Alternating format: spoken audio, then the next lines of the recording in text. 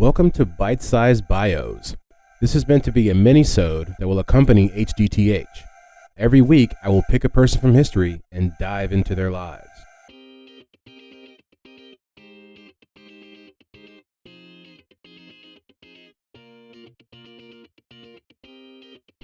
All right, welcome back to another episode of Bite Size Bios, BSB.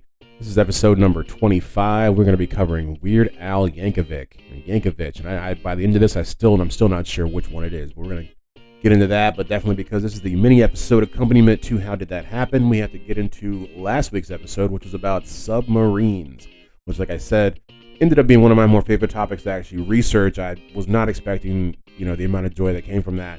I really ended up watching just like hours of like submarine videos, and they're on YouTube, man. You can there's so many videos of like that guy from like ABC News just like going on submarines and just hanging out with them, and you can see like nuclear submarines. And I was gonna talk about more of that stuff, but I just didn't feel like that stuff's already out there, so there's really no point in me like putting there's no extra spin or hot take that I can give from that. What I will say I thought was interesting is on those videos, a lot of them they were able to show the nuclear tubes where the missiles were.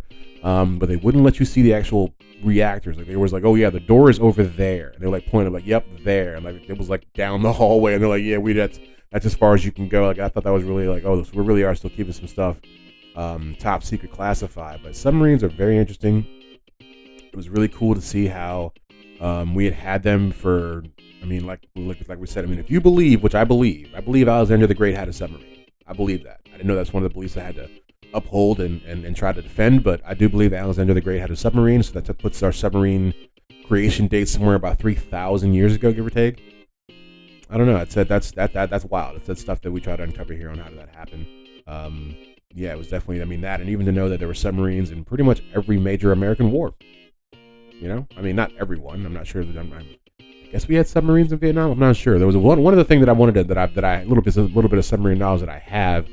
Just because I'd like to look stuff up because of where I'm from. I'm from Hampton Roads, and during World War II, I know that there had been sightings of German U-boats off the coast of the Atlantic Ocean over in like the Norfolk, area where like our naval bases were. Like there have been documented. So the Germans had gotten all the way over to America, and when I read that, it was kind of unsettling to know that we were that close.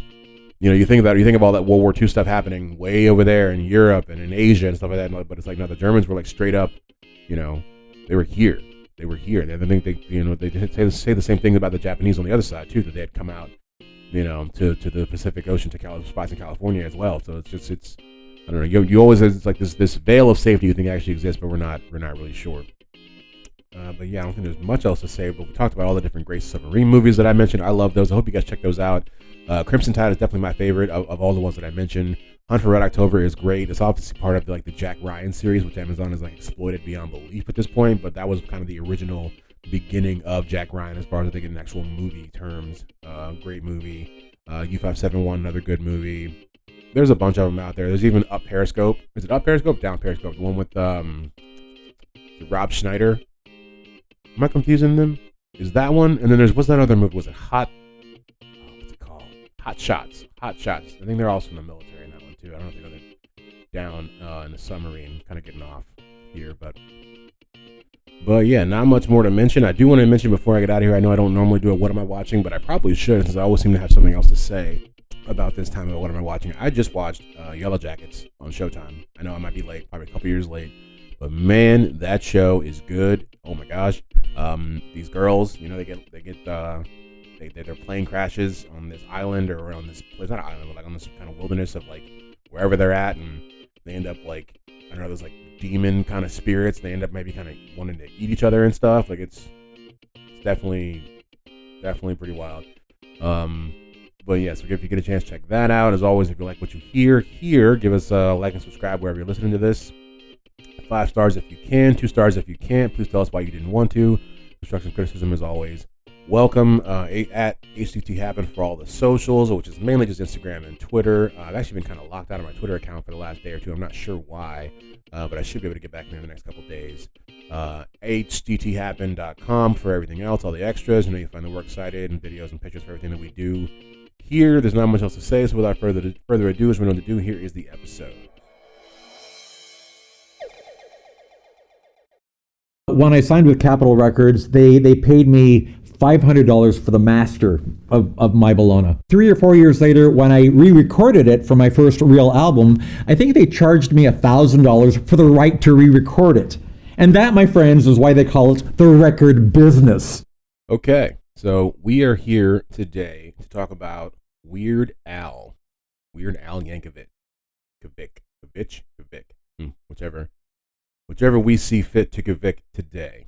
Before we get into it, just if you didn't know him, so I'm not sure how far it reaches generationally. He's won 4 Grammy Awards. He's had multiple top 10 Billboard albums.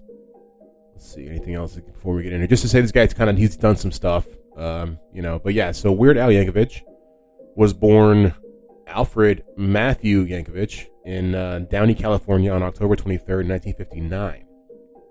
He was the only child of Mary Elizabeth and Nick Yankovic.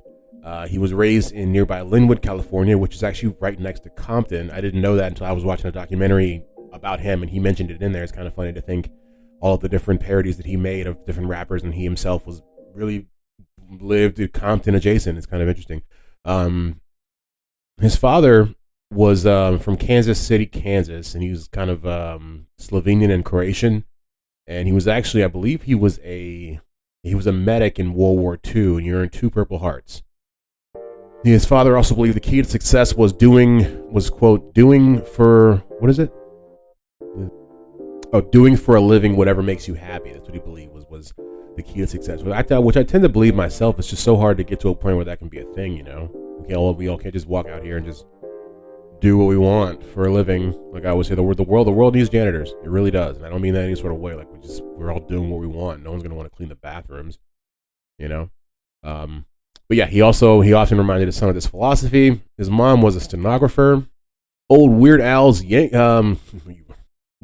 first accordion lesson came really because there was a door-to-door instrument salesman, which is, I guess some things that's just a thing that happened back then. A guy would just walk around from house to house and be like, "You want to buy some instruments?"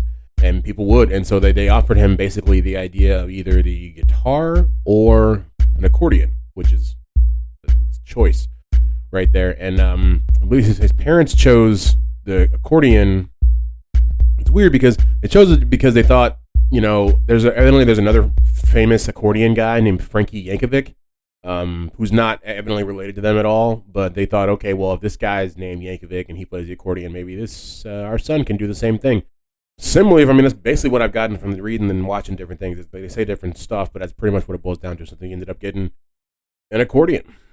And Weird Al was actually pretty smart. He would end up skipping a couple grades early on in school. He skipped from kindergarten to 2nd grade. Another little tidbit about him: his dad would let him build tunnels under their house, and there are pictures. If you find, I think I have it on the work site, so it might be on the website. He would literally just build tunnels in the basement of their kind of unfinished basement of their house, which sounds not smart. Only because what if he hit something in the foundation or something, or I don't know. That doesn't seem like. I don't think I'd let my kid do that. I wouldn't be that cool of a dad. So in the 70s, when Weird Al was in his teens, he was into certain songs such as he was into Elton John. He loved Goodbye Yellow Brick Road, which is it's a good jam. And he says that's one of the reasons he learned to play rock and roll on the accordion is because of that song, which it's one of my favorite Elton John songs.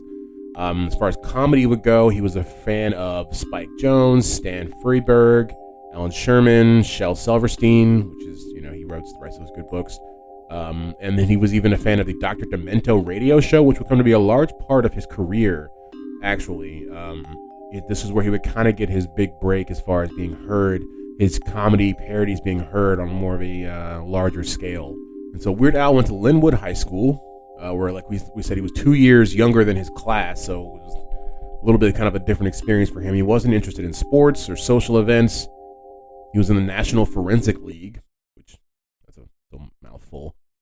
He was a valedictorian of his high school, of his senior class in 1976. From there, he went on to Cal Poly in San Luis Obispo, and he got a degree in architecture, which I think is, when they say that, it's so interesting because you would just think, I don't know, you would never think that the guy doing all this, the Eat It, that guy that has a degree in architecture as well. I thought that was something that I was going to do once upon a time. I took some architecture classes back in the day, but that's cool. But during this time, he got his own radio show called The Weird Al Show, went on the college radio, and he only had it for not very long because it ended up being canceled because he was just playing whatever he wanted and he was ignoring like the choices, the college's suggestions for stuff that should be played, so he didn't have that job for very long. But right before he graduated college in his senior year, he recorded the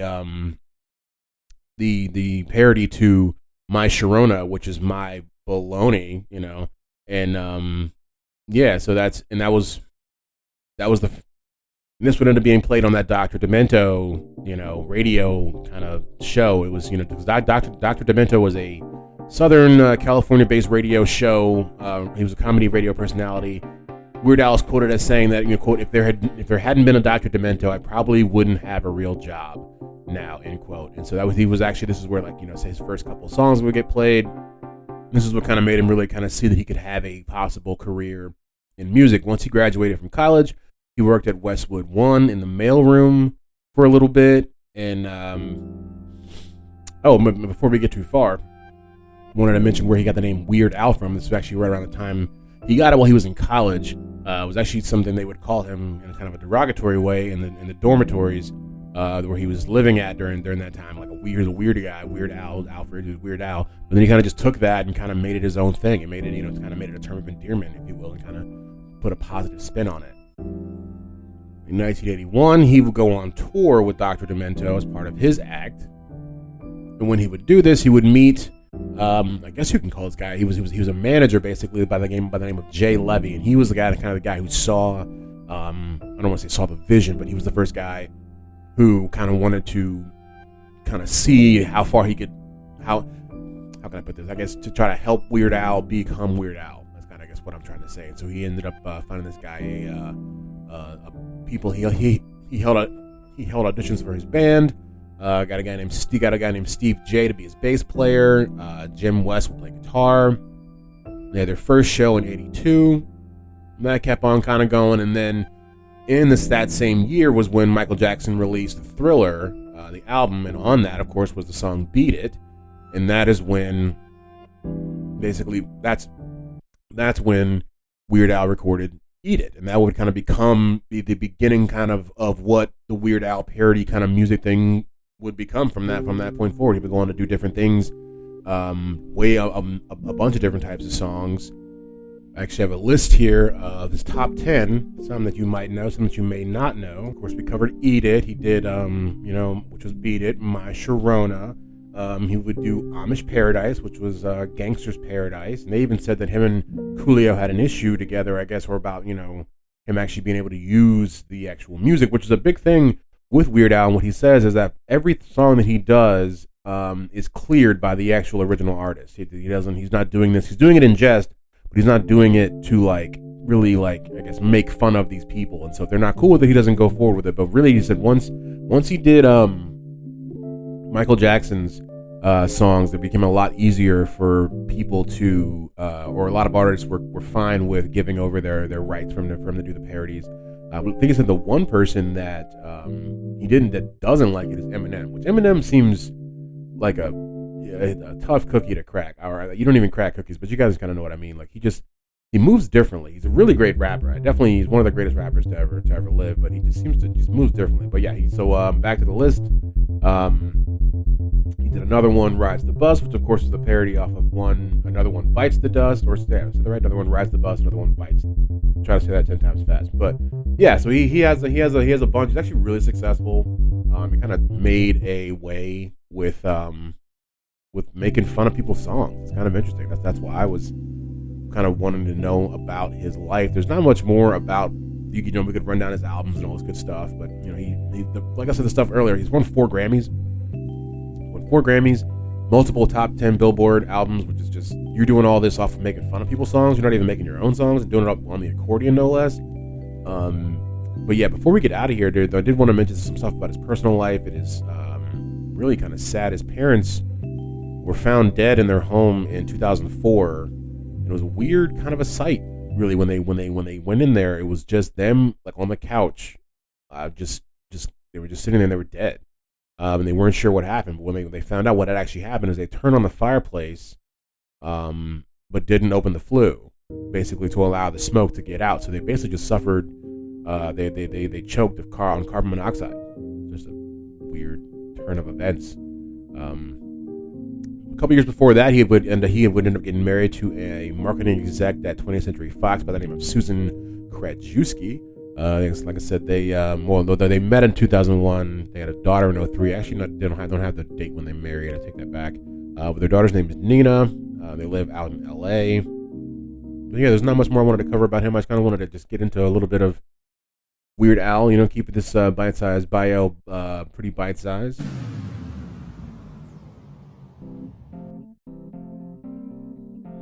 All right, learned a lot about Weird Al Yankovic, all one and the same, all the same guy. It's kind of sad to hear how he got that name. He was basically just being made fun of in college. But I mean, you own your truth, I guess. And now he's who's laughing now? Who's I guess probably everybody, because he does comedy, but definitely him too. Yeah, I think I was just curious. Really, there's little bits and tidbits and pieces that are make me most interested about people like this, like the accordion thing. Like, how did you end up just playing the accordion, bro? Why is that some stuff that you thought was just to do?